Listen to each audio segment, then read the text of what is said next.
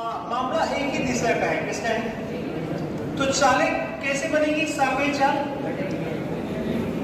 चाल गुणे समय बराबर दूरी, तो सापेक्ष चाल बनेगी। 54 36 का आंसर कितना हुआ? 18, और 18 का मतलब 5 होता है, 18 अनुपात में 5, 18 किलोमीटर प्रति घंटे का मतलब क्या होता है? 5।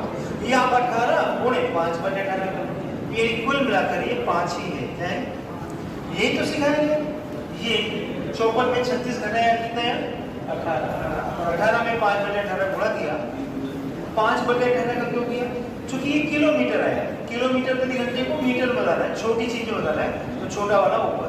गुणे समय और दूरी, भाई एक ही दिशा हो विपरीत दिशा हो, दूरी तो सदैव, बार बार बोले दूरी सदैव मुंडी मत हिलाए, बोला बोलने से सब होता है। क्या होता है?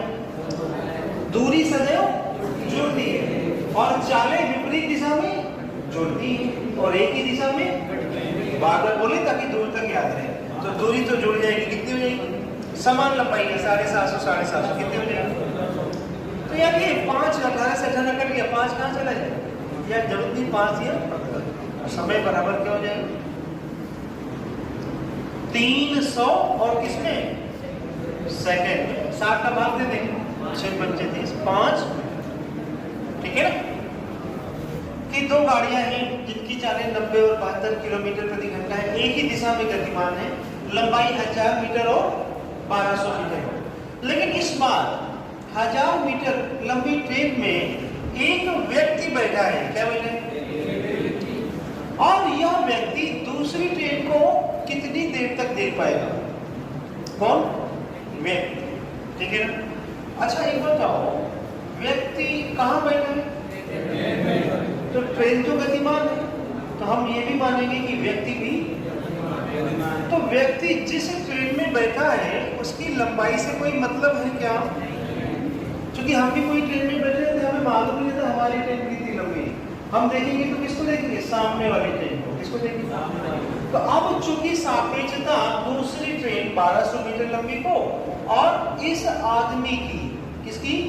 तो जिस ट्रेन में आदमी बैठा है उसकी लंबाई से हमारा कोई वास्ता, क्योंकि आदमी इस ट्रेन को देखेगा, दूसरी ट्रेन को कब तक देखेगा? जब तक ये पार नहीं कर जाएगा। ये आदमी इस ट्रेन को क्या करेगा? पार।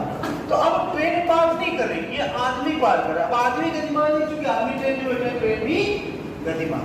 तो फिर से देखेंगे 4 गुणे समय बराबर क्या? क्योंकि आदमी तो बैठा है लेकिन ट्रेन चल रही है, इसलिए आदमी भी गतिमान है। मामला एक ही दिशा का है, किसका है?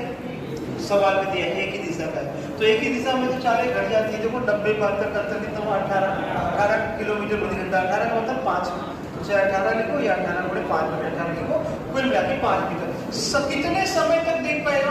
भैया आदमी इस ट्रेन को तभी तक देख पाएगा जब तक आदमी इस ट्रेन को पार नहीं कर लेगा। तो पार करने का सापेक्ष समय क्या? दूरी की रही बात। तो देखो अब सापेक्षता दो ट्रेनों की नहीं है, सापेक्षता सामने वाली ट्रेन और किसकी है? आदमी की। तो ये आदमी को अब ये 1200 मीटर लंबी ट्रेन क्या करनी है? पार करनी है। और इस अगर ये 1200 की जगह 100 मीटर होती तो ये 100 मीटर तक ही देखता, 1200 लंबी तो जो सापेक्ष दूरी है वो कितनी है? 1200 मीटर। क्योंकि जिस ट्रेन में आदमी बैठा है वो ट्रेन उस ट्रेन को पार करेगी, अच्छी बात है, लेकिन सवाल है पूछा ये आदमी इसे कितनी देर तक देख पाएगा? तो जिस ट्रेन में वो बैठा है उसकी लंबाई से कोई मतलब। अब सापेक्षता ये आदमी इस ट्रेन को जितने समय तक पार करेगा, यानी समय का मान कितना आ गया? 1200 बटे 240। आप चाहे तो 60 का भाग दे दें इसमें,